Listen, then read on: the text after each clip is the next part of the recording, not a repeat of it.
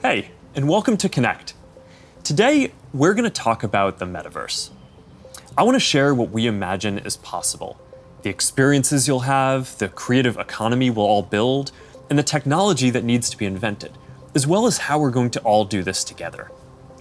The basic story of technology in our lifetimes is how it's given us the power to express ourselves and experience the world with ever greater richness. Back when I started Facebook, that mostly meant text that we typed on computers.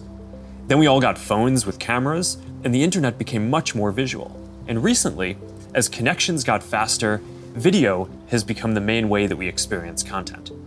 We've gone from desktop to web to phones, from text to photos to video, but this isn't the end of the line.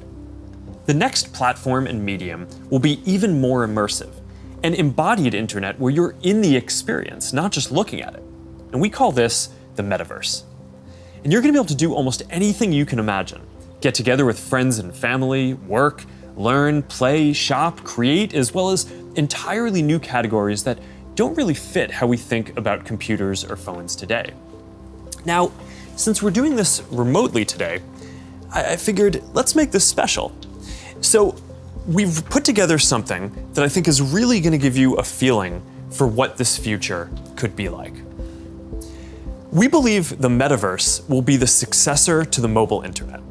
We'll be able to feel present, like we're right there with people, no matter how far apart we actually are. We'll be able to express ourselves in new, joyful, completely immersive ways, and that's going to unlock a lot of amazing new experiences. When I send my parents a video of my kids, they're going to feel like they're right in the moment with us, not peering through a little window. When you play a game with your friends, you'll feel like you're right there together in a different world, not just on your computer by yourself. And when you're in a meeting in the Metaverse, it'll feel like you're right in the room together, making eye contact, having a shared sense of space, and not just looking at a grid of faces on a screen. That's what we mean by an embodied internet. Instead of looking at a screen, you're going to be in these experiences. Everything we do online today, connecting socially, entertainment, games, work, is going to be more natural and vivid. This isn't about spending more time on screens. It's about making the time that we already spend better. Screens just can't convey the full range of human expression and connection. They can't deliver that deep feeling of presence. But the next version of the internet can. That's what we should be working towards. Technology that's built around people and how we actually experience the world and interact with each other. That's what the Metaverse is all about. Now, the best way to understand the Metaverse is to experience it yourself, but it's a little tough because it doesn't fully exist yet. Some of the basic building blocks are here though, and others are starting to emerge as we speak. We're starting to get a sense of how it could all come together and what it could feel like. So today we're going to do something a little bit different. Rather than just focusing on this year's products like a normal keynote, we're going to talk about the future. So let's start by exploring what different kinds of Metaverse experiences could feel like, starting with the most important experience of all, connecting with people.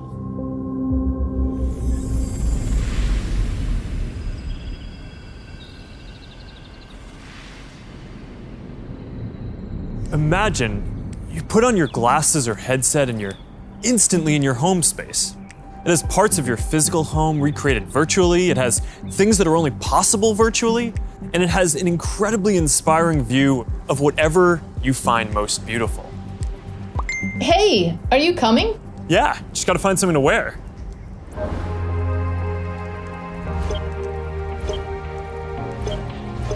All right, perfect.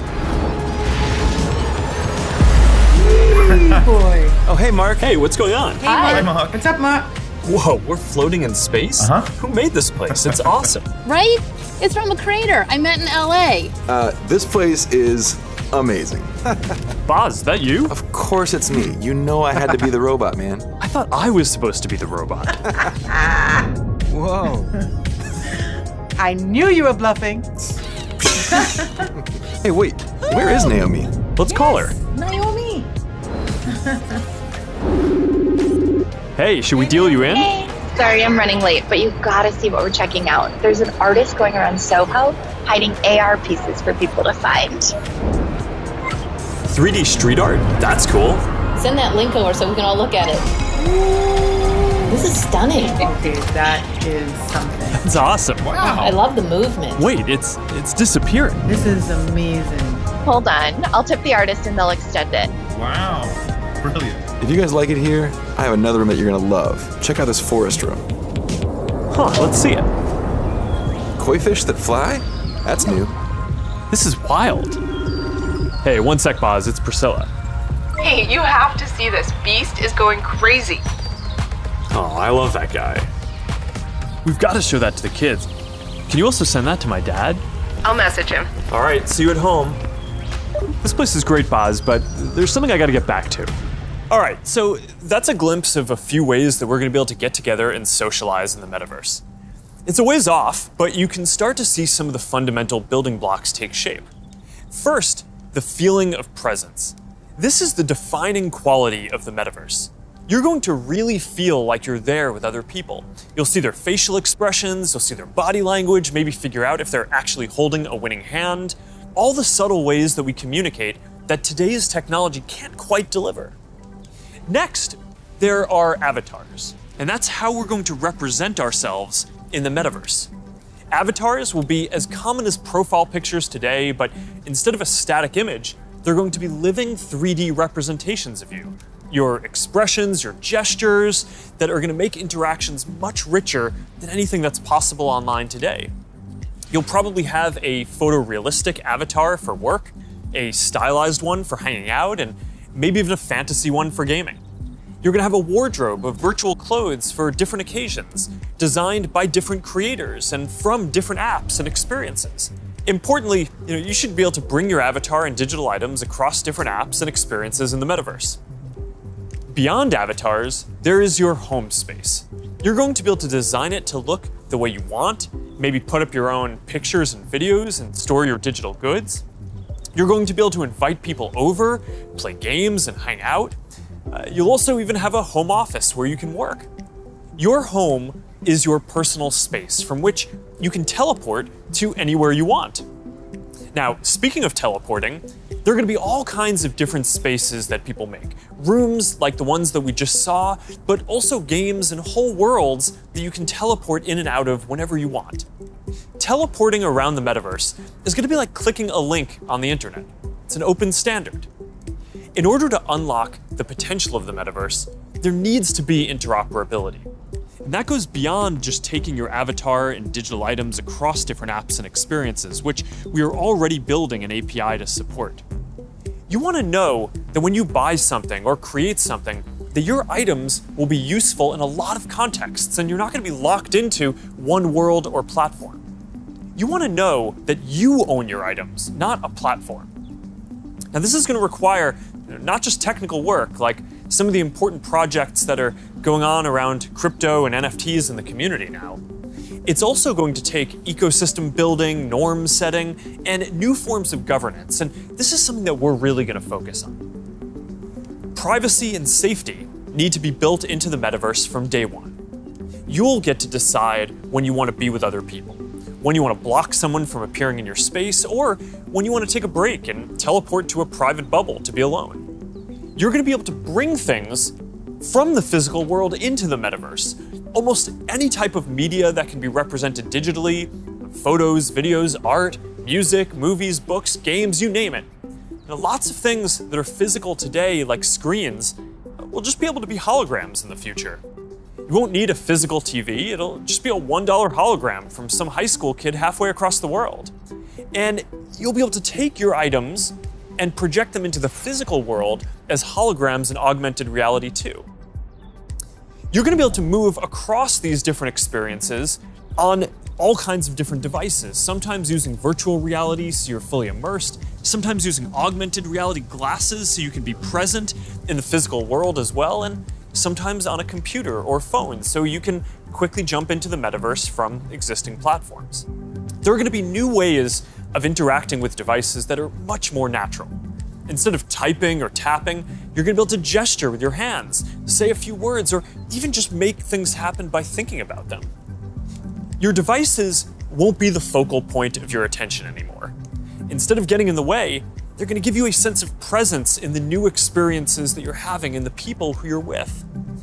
Now, these are some of the basic concepts for the metaverse. And while this may sound like science fiction, we're starting to see a lot of these technologies coming together. In the next 5 or 10 years, a lot of this is going to be mainstream. And a lot of us will be creating and inhabiting worlds that are just as detailed and convincing as this one on a daily basis. So even though it's still a long way off, we're starting to work on some of these foundational concepts today. Horizon is the social platform that we're building for people to create and interact in the metaverse. One part of this is Horizon Home, which is our early vision for a home space in the metaverse. Horizon Home is the first thing that you'll see when you put on your Quest headset. Today, there are already a bunch of options to choose from, and in the future, anyone will be able to create one. We've just called it home until now because it's been missing something very important: people. Soon, we're going to be introducing a social version of home, where you can invite your friends to join you as avatars. You'll be able to hang out, watch videos together, and jump into apps together. Then, there is Horizon Worlds, which is where you can build worlds and jump into them with people. Horizon is designed to make it possible for everyone to create, and we're already seeing people build some really interesting experiences, from creating new games together to throwing surprise parties in VR that family and friends around the world can join. We started rolling out Horizon Worlds in beta last year, and we're adding more people and more worlds every day. And we also just launched Horizon Workrooms earlier this year for collaboration. Beyond Horizon, we're also making it easier to communicate with your friends across different layers of reality. This year, we're bringing messenger calls to virtual reality. You're going to be able to invite your friends to a messenger call, and soon you'll be able to explore somewhere together or join a game. Now, these are the kinds of tools that need to get built so that you can jump into the metaverse with your friends from anywhere. And they're going to unlock some pretty amazing experiences. Now, let's move on from some of these basic concepts and people just connecting to a completely different set of experiences around entertainment and gaming.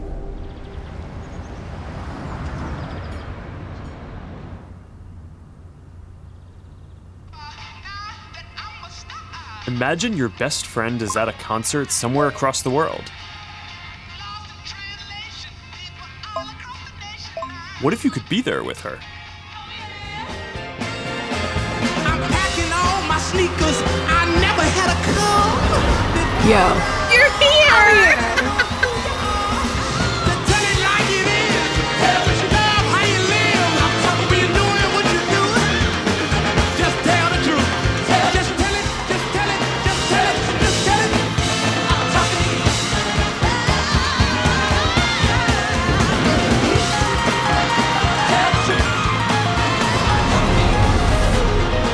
After party passes? Yes!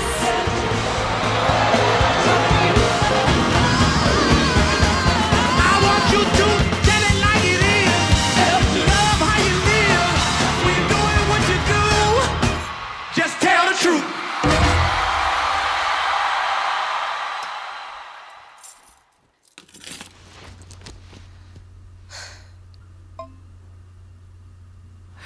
Jumping in now. What if there was an after party that anyone could go to, no matter where they were? This is wild.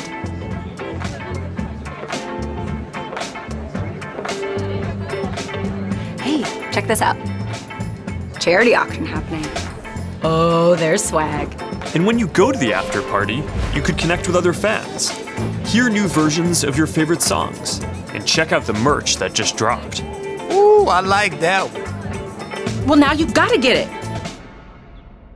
You can start to see how the metaverse is going to enable richer experiences by letting us add new layers to the world that we can interact with. Creators and artists are going to be able to connect with their audiences in new ways and really bring them into these shared experiences. Now, there's a lot that needs to get built to create experiences like this, but we're working on some of these pieces right now with Spark AR. First, we're building tools that creators can use to place digital objects into the physical world and let people interact with them. And rather than just simple visual effects, new creator capabilities will support 3D objects that can respond and react realistically, including a realistic sense of depth and occlusion. In the next year, we're also adding the ability for creators to connect different physical locations into cohesive augmented reality storytelling experiences, like guided tours or scavenger hunts. We're also building a Horizon marketplace, where creators can sell and share 3D digital items. And our hope is that this will enable a lot more commerce and help grow the overall metaverse economy. Because at the end of the day, it is really the creators and developers who are going to build the metaverse and make this real. And to make sure that there's an ecosystem that can sustain hundreds of thousands of people working on this, which is what we're going to need to bring this to life, then it's critical that creators and developers can make a good living doing this work. Now, if you ask people today what they thought the metaverse was, a lot of people would probably say it was a Spider-Man movie. But the people who actually follow the space would say it's about gaming. And that's because gaming provides many of the most immersive experiences, and it is the biggest entertainment industry by far. Gaming in the metaverse is going to span from immersive experiences in fantasy worlds to bringing simple games into our everyday lives through holograms. Maybe you'll play old games in new ways. So, Barcelona, huh? Well, it's not New York, but I like it. New York misses you. What's that? I said, let me put my game face on so I can beat you. Okay. Check. I gotta try another game face next time. Maybe you'll go head-to-head with players from around the world. It's like a shop. Some call it skill. Keep talking. Or maybe you'll do things that aren't even possible in gaming today.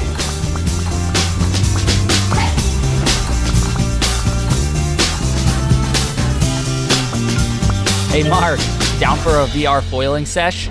Now this is more my style. Classic look. All right, nice. Oh, nice choice, Mark. Ready to shred. All right, here we go. Whoa. Whoa, hang in there, Mark. That's not good. Hit this section, boom. All right, backflip. Yoo-hoo! I've got an idea. Hey, where are you going? Gotta pump it to jump it. What? I didn't even know that was an option. All right, you're not gonna catch me now. Take that, unicorn. Oh, Tube City! Kai, you're out of control. Don't worry, I'll let you win next time. All good. Oh, that was a close one. You want to go again? Maybe later. I'm gonna need a lot more sunscreen though. Oh man. Well, gaming is how a lot of people are going to step into the metaverse for the first time. It already has some of the most fully built out digital goods and the most active creator and developer communities, and major platforms like Epic are working to build out the metaverse, starting with gaming. For our part, we're heavily investing in building a healthy VR and AR ecosystem, so the game studios can keep building and gaming creators can keep creating. Now, Deb from our studios team is joining me. Deb, do you want to take us through some of the exciting games in the pipeline for Quest? Absolutely. Over the years, we've had the opportunity to work with incredible developers like Vertigo Games, the studio behind fan favorite Arizona Sunshine. I love Arizona Sunshine. That game basically got me and my friends through the first few months of the pandemic. That's awesome. If you enjoyed that, Mark, I think you'll be excited that we're partnering with Vertigo on 5 more great games from Deep Silver and others. We'll share more about this lineup very soon. Nice. What else is coming? Well, the metaverse is constantly evolving. So one of the most important aspects will be live service games that launch updates and new downloadable content regularly, like Echo VR, Beat Saber, Onward, Pistol Whip, and more. We're focused on this a lot right now, making sure games can build out active communities. Beat Saber has a passionate community. Oh, I love Beat Saber. So do I. And Beat Saber just passed $100 million in lifetime revenue on Quest alone. It's a great example of a game that keeps releasing fresh content. They've actually been working on evolving the way that you interact with the tracks and feel the music. Also, the team has been working on something really cool. Check this out.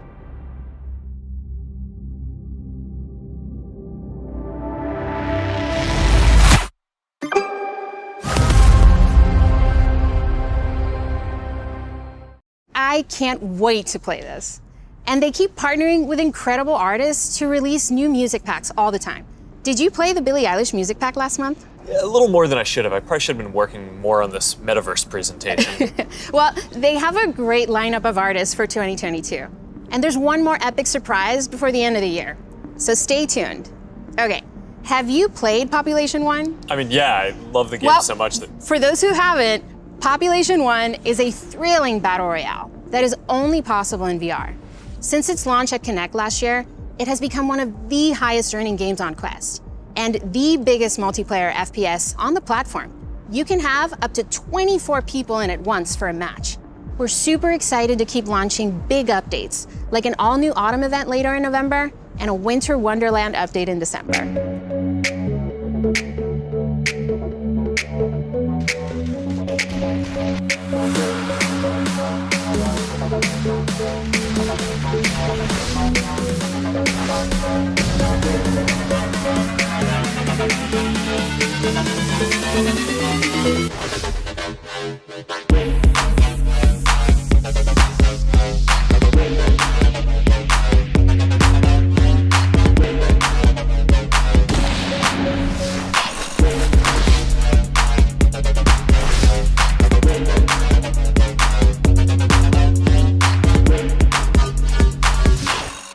Okay, here's something I know our community has been waiting for. Lay it on us. All right, this is a title from the Warp Frog team. This is the team that set the standard for VR combat physics when it launched on Rift in 2019. That's right, Blade and Sorcery Nomad, the built for VR medieval fantasy sandbox that pairs magic with melee, is launching on Quest later this year.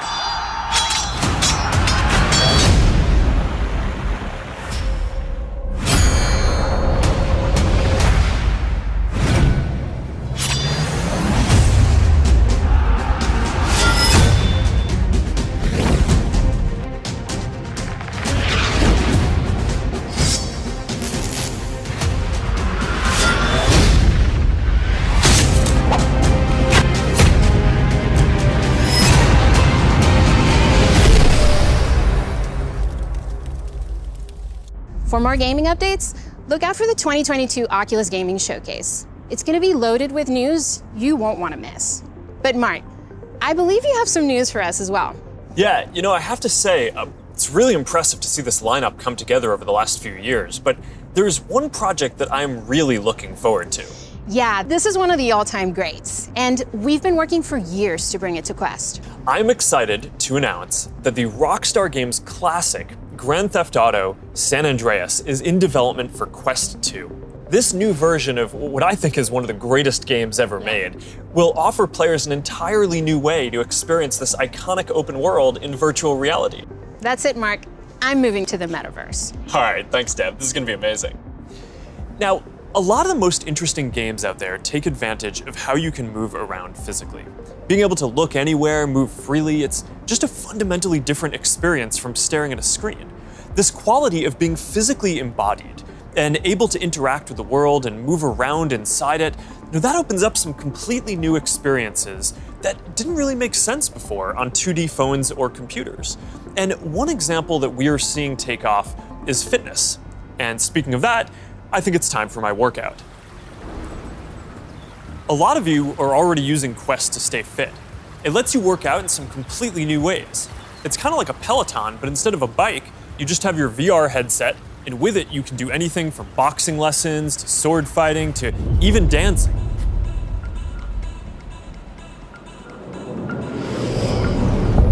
You'll be able to work out in new worlds, even against an AI.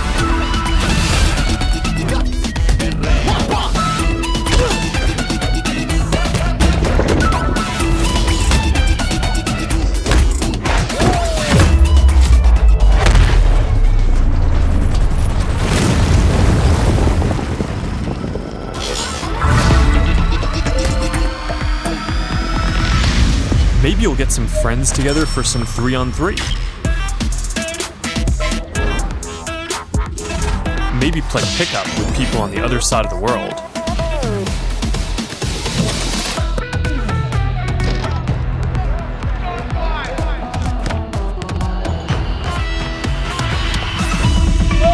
Or Or imagine your Facebook cycling group does an AR charity ride.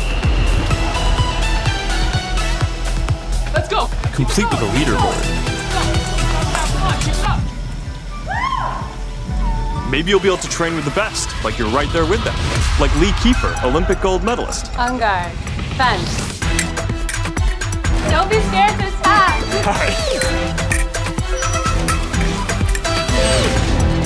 You seem like a natural. Whoa. All right, that's a little too realistic. See you later, Lee. That was fun. Good job, Mark. And that's what fitness will be like in the metaverse. Now, I think we're going to see a lot more unique experiences emerging around fitness that take advantage of the full immersion in interactive training. Speaking of which, Supernatural just added boxing to its lineup, FitXR has new fitness studios coming next year, and Player 22 by Rezel, which is currently used by pro athletes, is adding guided and hand-tracked bodyweight exercises soon. We're making a fitness accessories pack that makes Quest 2 more comfortable, with controller grips for when things get a bit intense, and a facial interface that you can wipe the sweat off of, making your sessions more comfortable. And that's all coming next year. But enough with the fun and games. It's time for everyone's favorite, work. Over the last year and a half, a lot of us who work in offices have gone remote. And while I miss seeing the people I work with, I think remote work is here to stay for a lot of people. So we're gonna need better tools to work together. Let's take a look at what working in the metaverse will be like. Imagine if you could be at the office without the commute. You would still have that sense of presence, shared physical space, those chance interactions that make your day all accessible from anywhere. Now imagine that you have your perfect work setup and you can actually do more than you could in your regular work setup. And on top of all that, you can keep wearing your favorite sweatpants. Looking good. Let's get together real quick for a debrief.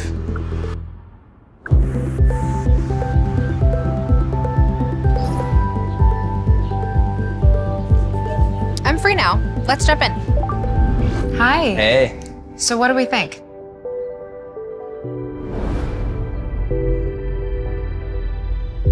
I think it's ready. Great. I'll prep it for the presentation. All right. Good luck.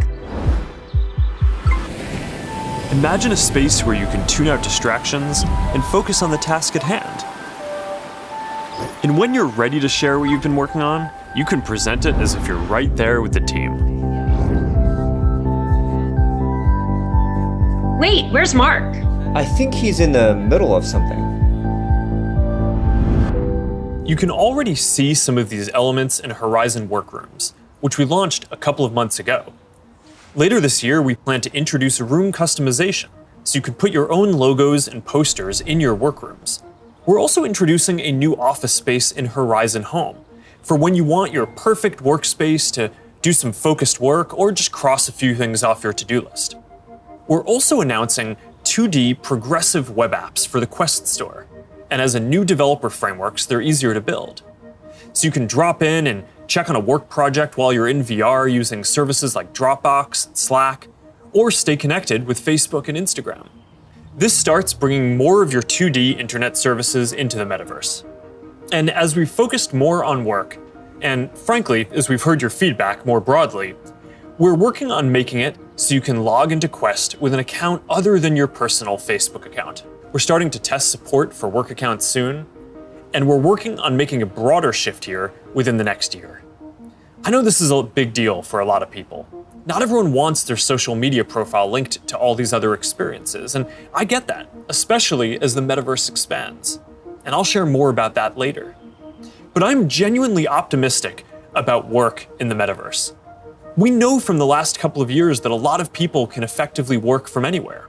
But hybrid is going to be a lot more complex, when some people are together and others are still remote. So giving everyone the tools to be present, no matter where they are, whether as a hologram sitting next to you in a physical meeting, or in a discussion taking place in the metaverse, that's going to be a game changer. I think this could be very positive for our society and economy. Giving people access to jobs in more places, no matter where they live, will be a big deal for spreading opportunity to more people. Dropping our daily commutes will mean less time stuck in traffic and more time doing things that matter. and it'll be good for the environment. Actually, if you travel for work and working in the metaverse means that you just take one less flight each year, that's probably better than almost anything else that you can do for the environment. I think working in the metaverse is going to feel like a huge step forward. And these dynamics, like the ability to teleport places with people and interact around shared projects in virtual space, they're going to be valuable in a lot of other categories of experiences too. So now Marnie, our Chief Business Officer, is going to take us through some of them. Thanks, Mark. We'll see you in a minute. What if you could learn about anything in the world just by bringing it closer to you? So, we're gonna have an astrophysicist in the family. Actually, I have to write this paper.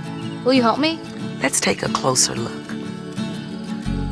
What part of the solar system are we talking about? Saturn. If you were taking astrophysics, you could study in the metaverse. Did you know the rings are made up of billions of icy particles? Really? Look at this.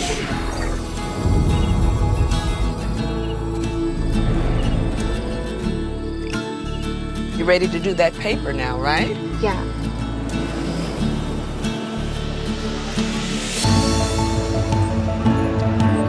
In the metaverse, you'll be able to teleport not just to any place, but any time as well. Ancient Rome. Imagine standing on the streets, hearing the sounds, visiting the markets, to get a sense of the rhythm of life over 2,000 years ago. Imagine learning how the Forum was built by actually seeing the Forum get built right in front of you.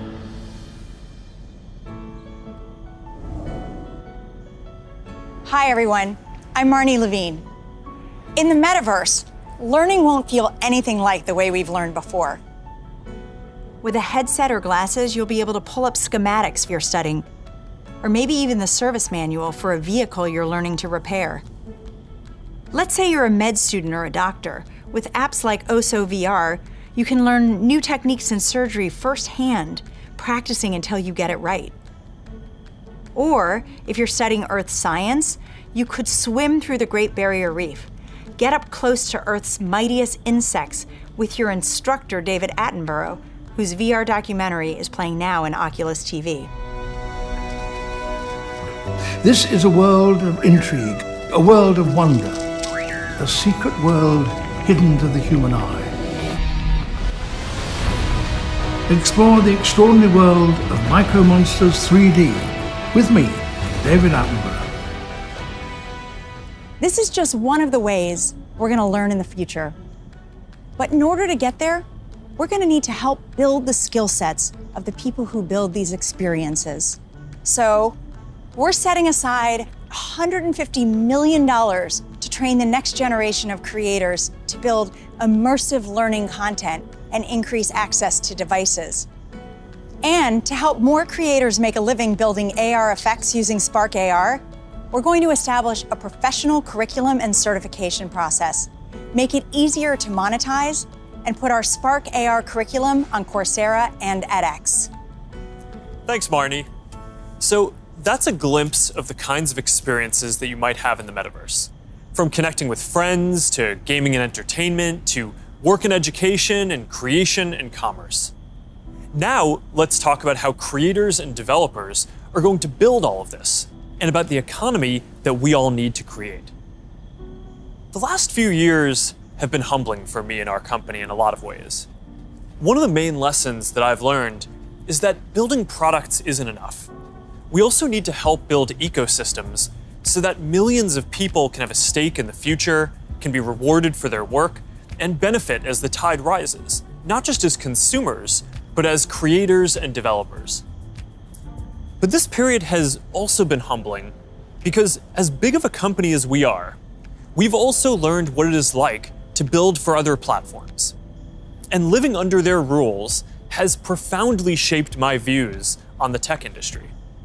Most of all, I've come to believe that the lack of choice and high fees are stifling innovation, stopping people from building new things, and holding back the entire internet economy.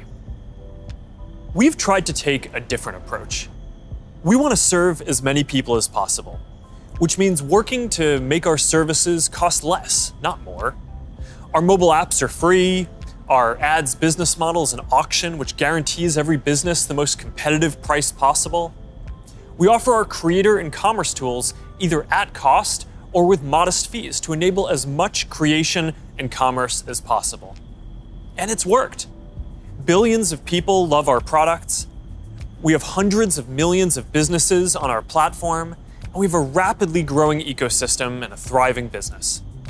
That's the approach that we want to take to help build the metaverse too. We plan to continue to either subsidize our devices or sell them at cost to make them available to more people. We'll continue supporting sideloading and linking to PCs so consumers and developers have choice rather than forcing them to use the Quest store to find apps or reach customers. And we'll aim to offer developer and creator services with low fees in as many cases as possible so we can maximize the overall creator economy, while recognizing that to keep investing in this future, we'll need to keep some fees higher for some period to make sure that we don't lose too much money on this program overall. After all, while a growing number of developers are already profitable, we expect to invest many billions of dollars for years to come before the metaverse reaches scale. Our hope, though, is that if we all work at it, then within the next decade, the metaverse will reach 1 billion people, host hundreds of billions of dollars of digital commerce, and support jobs for millions of creators and developers.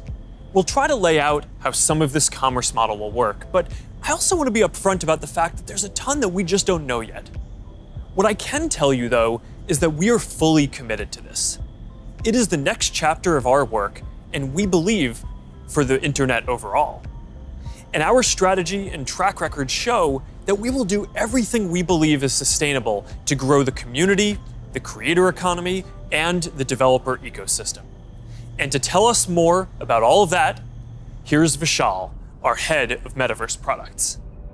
Thanks, Mark. As you said, our approach is to serve as many people, creators, and businesses as we can by keeping fees as low as possible and offering choice. As a company, we have been investing in commerce and creators for many years. But let me take a moment and explain how this will all come to life in the metaverse. For people, the metaverse will offer more choice than we've ever seen before. And most importantly, there will be a real sense of continuity where the things you buy are always available to you. Today, much of what you buy on the internet is inside a single app, website, or game. You might buy a custom skin for your gaming avatar, but you can't take it with you when you move to a new space.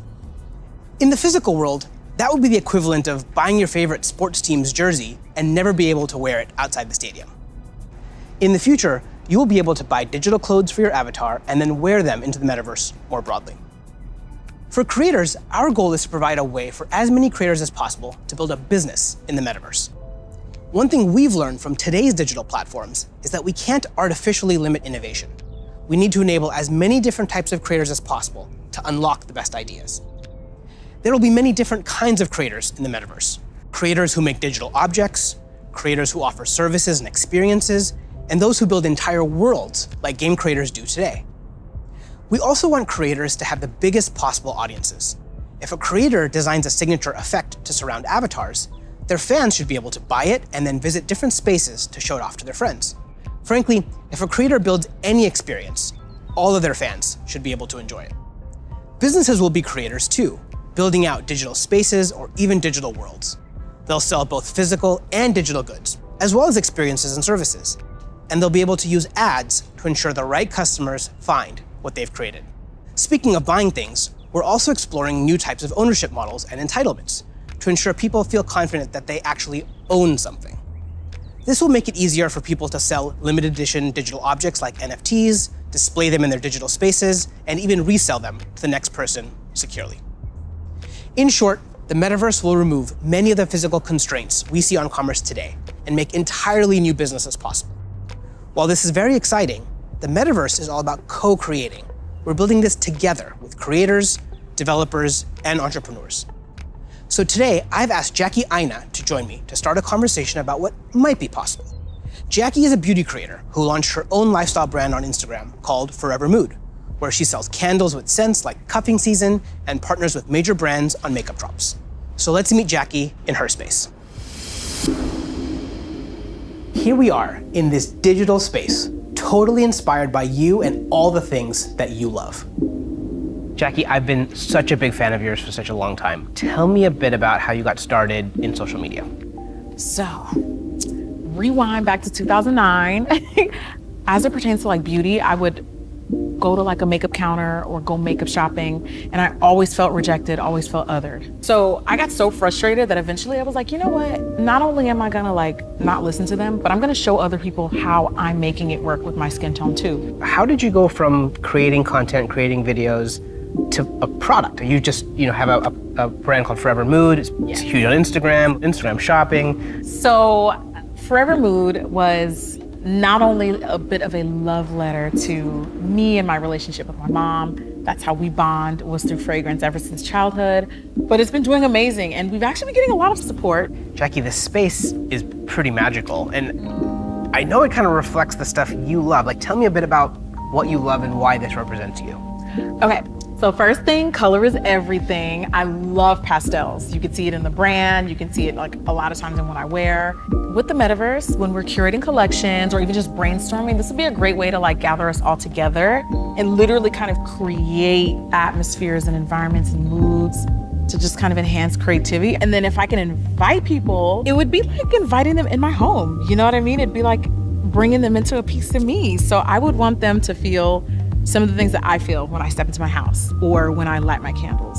Interacting with people in comments and having a conversation is a way to kind of get your fan excited about interacting with you, but also you feel like you get a connection I get excited to your community. too, yeah. And so this idea of reaching kind of into the comment section and pulling a fan in and having a conversation is pretty powerful. And it humanizes that person on the other end, of that comment. And I think there's a really interesting opportunity to think about how we build community and how we engage with our fans in a really deep way, as opposed to just through a comment box. Imagine for your biggest fans, you could have an exclusive launch party where anyone could visit, no matter where they were in the world. I love that, because when we first launched the brand, everything was shut down because obviously quarantine, we couldn't go anywhere. And I had this idea of doing like pop-ups for Forever Mood, where we would have a room inspired by each scent. And now, anyone from anywhere in the world could come and feel what you just described, have that feeling, have that sense, really get into that mood. Also, you have your greatest fans, the people that care a lot about you, the ability to reach new customers, use advertising to keep growing your business. And you could also drop an exclusive product in the Metaverse, where only available to your most ardent fans who paid special access to get to that product. That's dope. Commerce is going to be a big part of the Metaverse. You'll be able to sell both digital and physical products. The butterfly effect transports us someplace magical.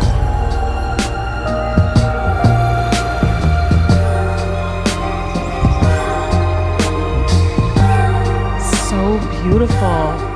So Jackie, as we walk through this amazing world, what does the Metaverse mean to you?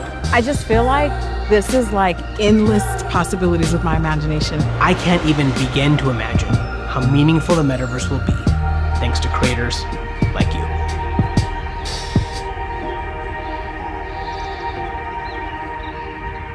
There's a lot here to be excited about. Just like the internet today, more people are going to have the freedom to find a business model that works for them, whether that's custom work, tipping, subscriptions, ads, or other monetization tools that may only make sense in the Metaverse. Now think about how many people make a living on the internet today. How many of those jobs just didn't even exist a few years ago? I expect that the Metaverse is going to open up lots of opportunities for people in the exact same way. Now, we have confidence in this general direction, and we're investing significantly in building for this future, but the reality is that no one knows exactly which models are going to work and make this sustainable. So we're going to approach this with humility and openness, and we're going to work with anyone whose efforts will help bring the Metaverse to life. So now, Boz is going to join us to talk about what people are already building for the Metaverse and what kinds of tools we can create to help out. Hey Boz, I'm still kind of jealous of your robot avatar. Yeah, man, you gotta have the robot when you're working your dance moves, right? I mean, of course. Look, Mark, we've been working on Facebook Reality Labs for a long time, but we always kept the same vision, which is that we want to build tools that help people feel connected anytime, anywhere. And that vision is what drives us today, to help people get together in virtual spaces. We've come a long way since the early days of VR, thanks to the developers and the creators who see the potential to entertain and to educate.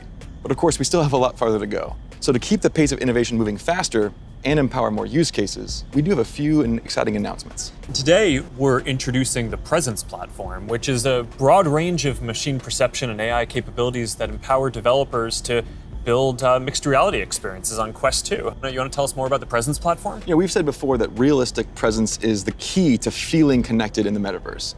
And the Presence platform's capabilities are what's going to deliver on that promise. Things like environmental understanding, content placement and persistence, voice interaction, standardized hand interactions. In fact, let's start with hands. I mean, the human hand is an engineering marvel. And bringing hands into VR was no easy feat. It required a lot of collaboration against product, design, research, but we continue to improve that product, finding new ways to navigate with gestures and interact with VR. So today, we're introducing the Interaction SDK, a library of modular components that will make it easy to add hand interactions to your apps. That's pretty exciting. Yeah, we really think this is going to help people accelerate the build time for new and existing titles that allow people to use their hands more naturally in more virtual experiences. Now, in addition to hands, there's another exciting interaction space for VR. That's your voice. The Voice SDK lets developers integrate voice input into their games and apps so they can create new gameplay and navigation. So soon, you'll be able to jump into a FitXR workout and shake up your routine just by saying, "Surprise me." Oh, yeah, I've tried this one before. This one's really tough. Yeah, me too, it is. Since we launched the Pass-Through API, we've already seen breakthrough experiments from developers that blend the virtual and the real world. Soon, with our next SDK release, developers will be able to ship their mixed reality apps on the Oculus Store and an App Lab. Now, of course, access to pass-through by itself is not enough. To achieve that rich mixed reality experience, apps also need to be aware of things in the room and, blend the virtual objects with the physical environment around them so they can coexist in the same space. So developers want to be able to place, persistent world-locked content like animated holograms or your Instagram feed in your real space. And tools like spatial anchors and scene understanding capabilities will help make these mixed reality experiences feel seamless. Now, I'd gladly nerd out with you on the technical details of this with you. I know. But I think it's better to show you. Load the world beyond. This is Oppie. Oppie, come on, Oppie. Who's a good persistent state virtual object layered on an interactive pass-through environment? Oh, you are. Yes, you are. Oppie, sit. Pets in the metaverse, man. Just as stubborn as they are in the physical world. You know, Boz, I always really wanted a forest in my living room. Did you? Not really. I'm looking forward to how developers are going to be able to build a new generation of mixed reality experiences on Quest 2. And it also gives us a glimpse of the kind of worlds that people are going to be able to build. Now let's talk about augmented reality. With Spark, we really focused on those use cases that allow people to both stay engaged with the world around them, but also stay connected to the people that they're not around. And creators are really leading the way here. And we're doing everything we can to support them with our know-how, with our resources, and of course, with tools. And for more on that, I'd like to say hi to Sue, the product director at Facebook Reality Labs and the head of Spark AR. Thanks, guys. Spark AR is focused on building AR experiences that empower people to be more connected and at the same time, more present with the world around them. And creators are helping us build these experiences of today while exploring the possibilities of tomorrow. Fundamentally, we're democratizing AR creation and enabling a global community with the tools and knowledge necessary to develop the AR content and experiences that people love to use.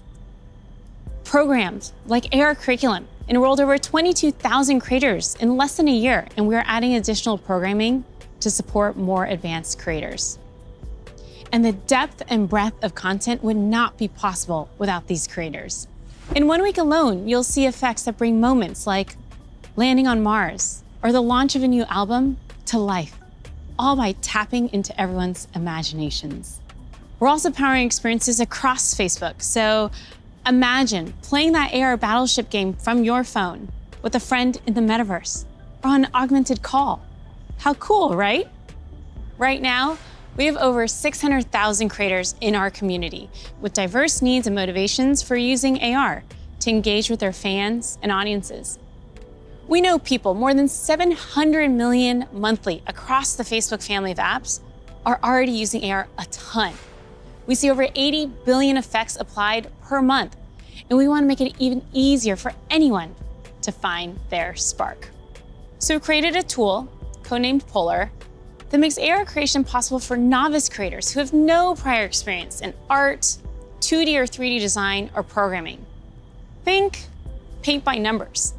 So creators whose first love might be photography, video, or dance can enhance their content for their own special effects. And that's an important piece of this vision and this community. It's open to anyone and everyone who's curious. And the Metaverse is well positioned to be a strong digital economy for creators from all walks of life. This is primitive to a functioning Metaverse. And we want to make sure creators are ready to share their creativity and capitalize on this emerging opportunity from day one. Thanks, Sue. So that's some of the software platform that needs to get built to deliver the Metaverse. But there are other important considerations here too. Hey, Nick. Hey, Mark. Hope I'm not interrupting. You got a sec? Have you got Oppie with you? I think Oppie's still in the virtual forest, but I always have time for you. What's going on? Look, I just love the presentation so far. It's such visionary stuff. But as you mentioned early on, with all big technological advances, there are inevitably going to be all sorts of challenges and uncertainties. And I know you've talked about this a bit already, but people want to know how we're going to do all this in a responsible way, and especially that we play our part in helping to keep people safe and protect their privacy online. Yeah, that's right. This is incredibly important. The way I look at it is that in the past, the speed that new technologies emerged sometimes left policymakers and regulators playing catch up. So on the one hand, companies get accused of charging ahead too quickly, and on the other, tech people feel that progress can't afford to wait for the slower pace of regulation. And I really think that it doesn't have to be the case this time round, because we have years until the metaverse we envision is fully realized. So this is the start of the journey, not the end. Like I said earlier, interoperability, open standards, privacy, and safety need to be built into the metaverse from day one. And with all the novel technologies that are being developed, everyone who's building for the metaverse should be focused on building responsibly from the beginning. This is one of the lessons that I've internalized from the last 5 years. It's that you really want to emphasize these principles from the start. So at Connect last year, Boz outlined our responsible innovation principles, and the first one was never surprise people. Right, and that means being transparent about how things work, what data is collected, and how that data is used over time. It also means giving people easy-to-use safety controls, as well as age guidance and parental controls for when youngsters are using these products. And we're spending a lot of time talking with experts and getting perspectives from outside the company on what we're building, even before we build it. And this is about designing for safety and privacy and inclusion before the products even exist. And one example is what we're doing with Project Aria, our research device that helps inform the AR glasses that we're building. We're also funding external research on this. You know, last year we announced grants for research on the impact of AR, VR, and smart devices on people who aren't currently using them, especially communities whose perspectives have often been overlooked, as well as best practices for creating inclusive environments in virtual spaces. And this year, we're opening up support for even more research because we need those independent perspectives to make sure that we're living up to another one of our principles, consider everyone. And that point is so important because this is a collaborative exercise. And in particular, we need to make sure the human rights and civil rights communities are involved. So these technologies are built in a way that's inclusive and empowering. One of the advantages of starting right now is that we can collaborate with people at the very early stages of development, like what we're doing through the new fund that you announced a few weeks ago. Yeah, the XR Programs and Research Fund. It's a 2-year, $50 million investment in programs and external research with organizations all over the world, like Howard University, Women in Immersive Tech, Africa No Filter, and universities in Seoul, Hong Kong, and Singapore. And this is crucial because, as we've said, The metaverse isn't something we're building so much as it's something we're building for. Across the industry, we need to bring that same imagination and commitment to building for interoperability, openness, safety, and privacy as we do for all the other product aspects of the metaverse. These have to be fundamental building blocks, just like the other software and experiences that we've been talking about. Right. All right, thanks, Nick. So, one thing that we haven't talked about much yet is the future of hardware that will help bring the metaverse to life. We're working on multiple new products to advance the state of the art, unlock richer social interactions, and make it a lot easier to be productive. That must be Angela, our head of VR devices. Hey, Angela. Hey, Mark. Is that what I think it is? I sure hope it is. All right, come on in. So, what do you think is the most exciting thing that we're working on right now? That's hard to say. You know, we have such an exciting pipeline. But next year, we are releasing a new product that will push the boundaries of VR even further. We've codenamed it Project Cambria. So, this isn't the next Quest. It's going to be compatible with Quest, but Cambria will be a completely new, advanced, and high-end product, and it'll be at the higher end of the price spectrum too. Our plan here is to keep building out this product line to release our most advanced technology before we can hit the price points that we target with Quest. All right, so let's talk about some of the new advances here. Yeah, sure. There's a ton of new tech going into Cambria. For example, your avatar will be able to make natural eye contact and reflect your facial expressions in real time. This way, people you're interacting with will have a real sense of how you're actually feeling. It does mean building more sensors into a form factor that's comfortable to wear for a while. And because we want VR to be for everyone, we also have to make sure avatars represent a diverse set of human facial features and skin tones, as well as paying attention to things like glasses and beards that might get in the way of some of the sensors.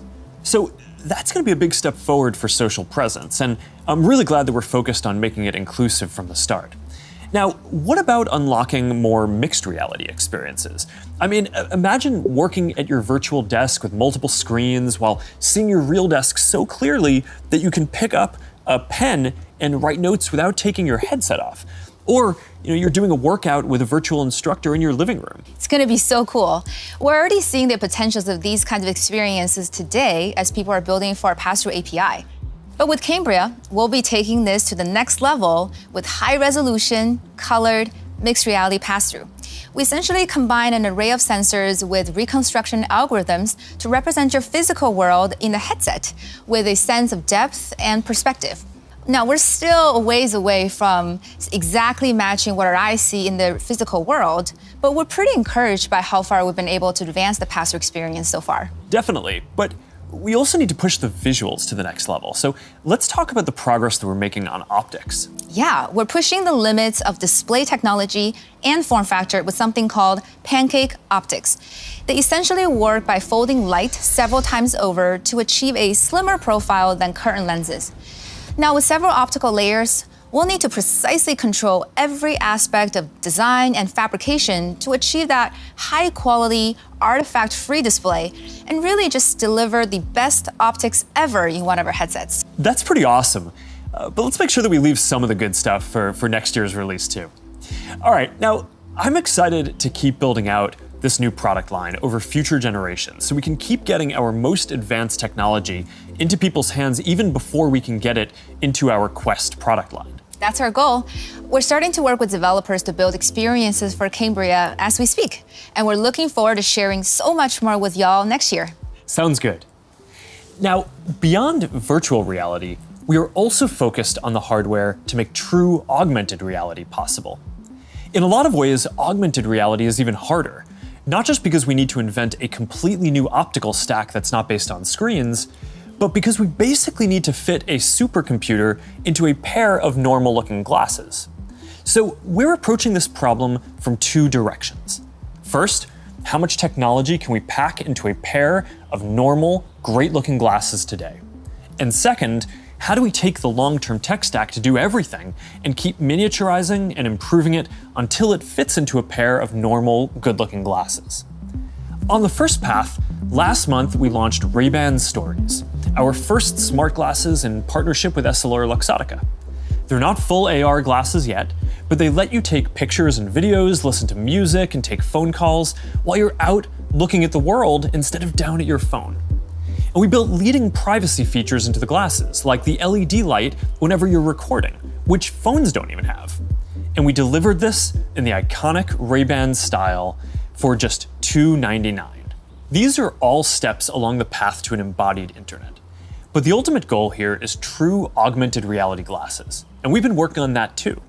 And today, I want to show you an experience that we've been working on for Project Nazare, which is the codename for our first full augmented reality glasses. Here, you'll see you're chatting with friends on WhatsApp and planning a game night. You can select a game, and then, as you walk over to your kitchen, you can easily just put your game onto the table and you're off. And that's the kind of experience that augmented reality will unlock. There's a lot of technical work to get this form factor and experience right.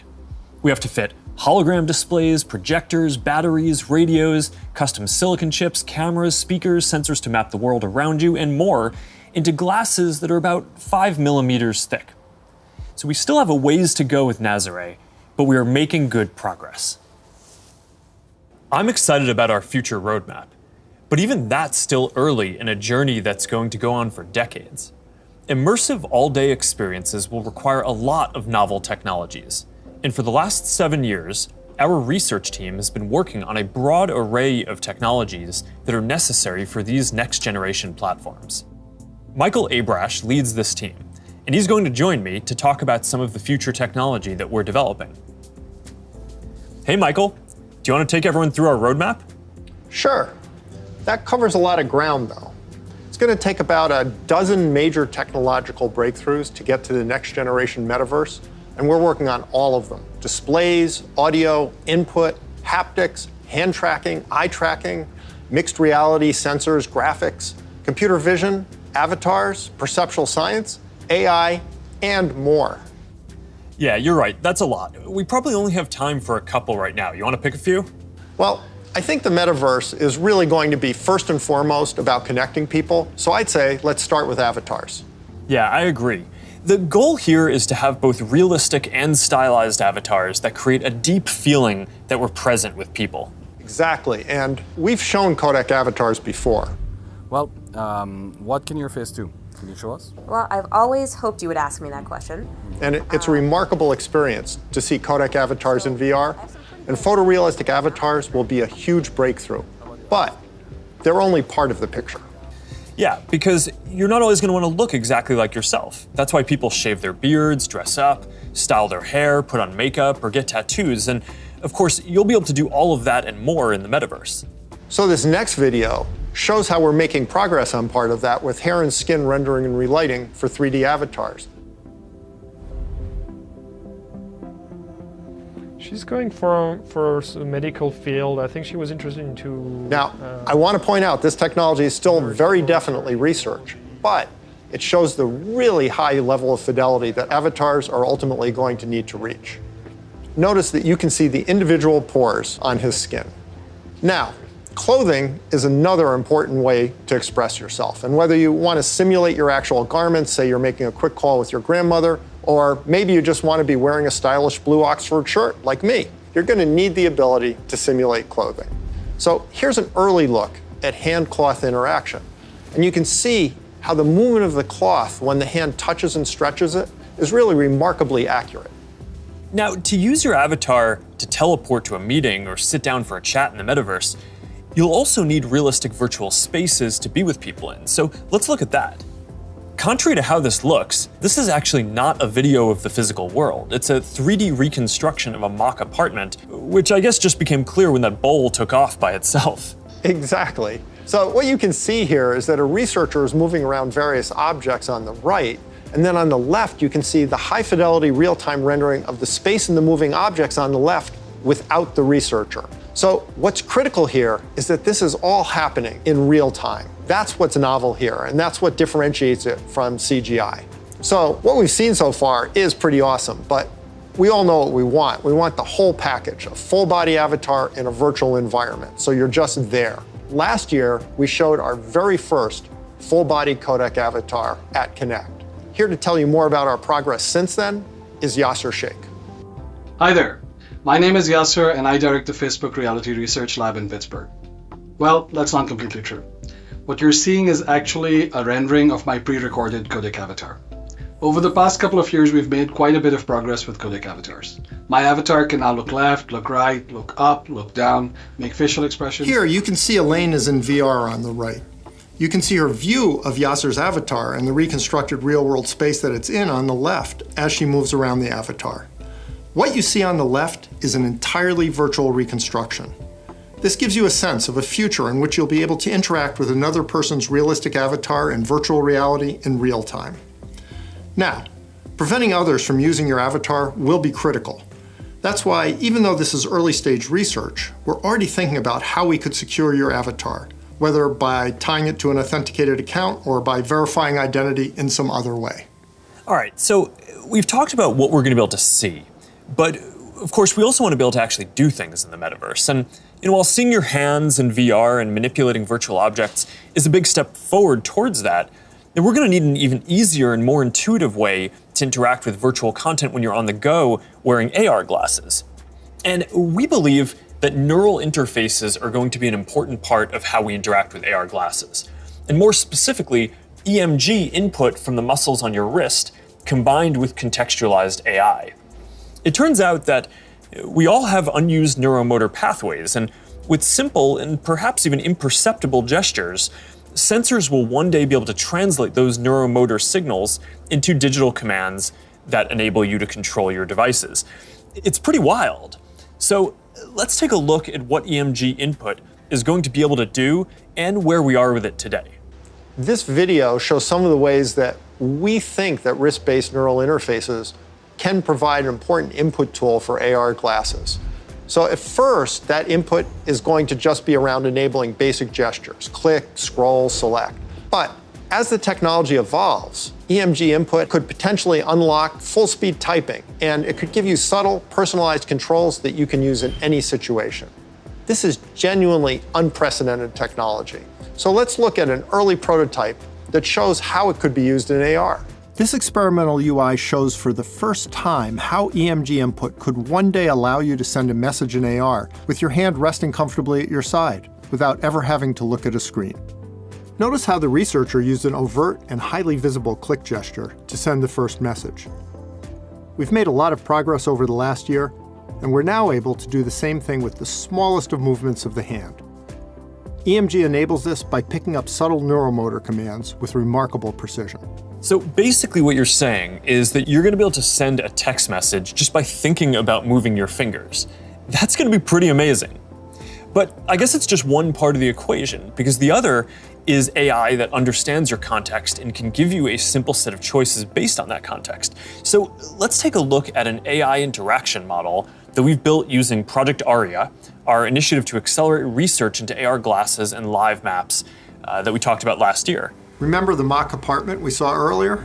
Well, we've indexed every single object in it, including not only location, but also the texture, geometry, and function of each one. We fed all that information into the Project Aria glasses Ming-Fei is wearing in this next demo. And the reason is to simulate how AR glasses will ultimately be able to access data from a 3D map that will help them identify the real-world objects in the space around you and better understand your context so they can help you. What's happening here is that the glasses are calculating where Ming-Fei is in the room, locating and identifying all the nearby objects based on the index mentioned earlier, and figuring out which of those objects Ming-Fei is interested in by observing her eye movements.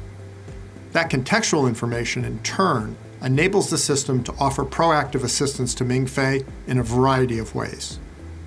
Here, the system knows that she may want to turn on the TV, so when she clicks while looking at it, the system turns it on. Ultimately, her AR glasses will tell her what her available actions are at any time. Hey assistant, where's my favorite mug? We're also working on a voice interface that will let you locate any object. Here, the system is displaying the current location of the mug. In the future, it might tell her where it is using speech or text, or it might highlight the location in her glasses. Really, it's an early look at the sort of intuitive, low-friction interface that AI plus EMG input will enable in the future. This is how we'll all be interacting one day. Thanks, Michael. That was awesome. All right, so I hope that gives you a sense of some of the technical challenges that we're working on to deliver deep and immersive experiences in the metaverse. A lot of what we've shown today isn't going to be available in the next year or two. Some of this is still a long way off.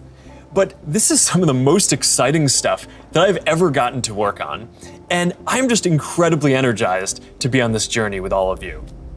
And there's one more thing that I want to tell you about today. I believe the metaverse is the next chapter for the internet, and it's the next chapter for our company too. So I've been thinking a lot about what this means for our company and who we are as we embark on this journey. We're a company that focuses on connecting people. While most other tech companies focus on how people interact with technology, we focus on building technology so people can interact with each other. One of the reasons I started Facebook was that at the time you could use the internet to find almost anything. Information, news, movies, music, shopping, except for the thing that matters most of all, people. Today, we're seen as a social media company. But in our DNA, we are a company that builds technology to connect people. And the metaverse is the next frontier, just like social networking was when we got started. Facebook was born in a specific time and place, a college campus, the web. It was what we could build at the time to put people back into our experience of technology. But connecting people was always much bigger. From way earlier on, I remember sitting in middle school classes, sketching in my notebooks, ideas that I wanted to code when I got home. And even though I didn't have the skill or technology to build it yet, it was always clear that the dream was to feel present with the people we care about. Isn't that the ultimate promise of technology? To be together with anyone, to be able to teleport anywhere, and to create and experience anything? Yet here we are in 2021, and our devices are still designed around apps, not people. The experiences we're allowed to build and use are more tightly controlled than ever. And high taxes on creative new ideas are stifling. This is not the way that we are meant to use technology. The metaverse gives us an opportunity to change that if we build it well. But it's going to take all of us, creators, developers, companies of all sizes. Together, we can finally put people at the center of our technology and deliver an experience where we are present with each other.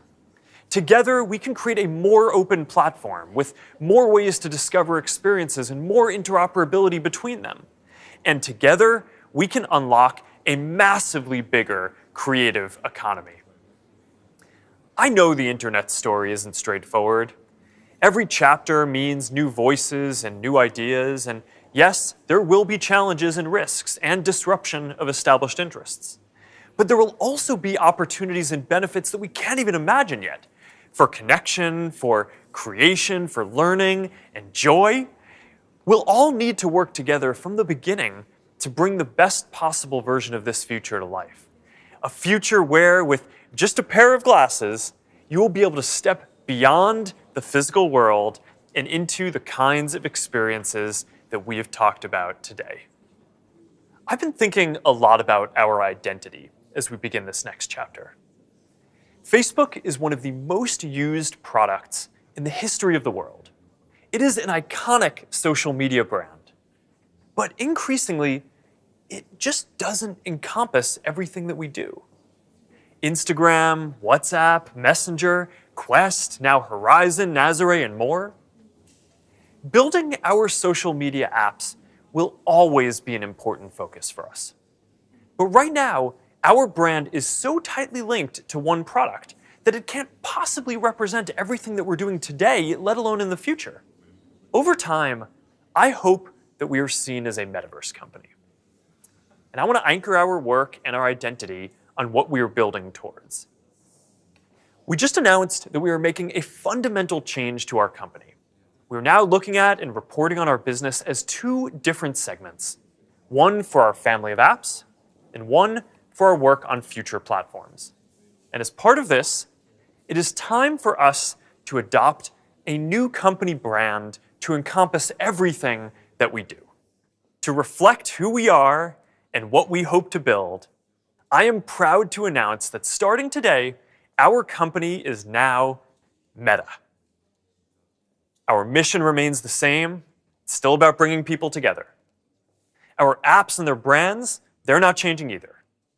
And we are still the company that designs technology around people.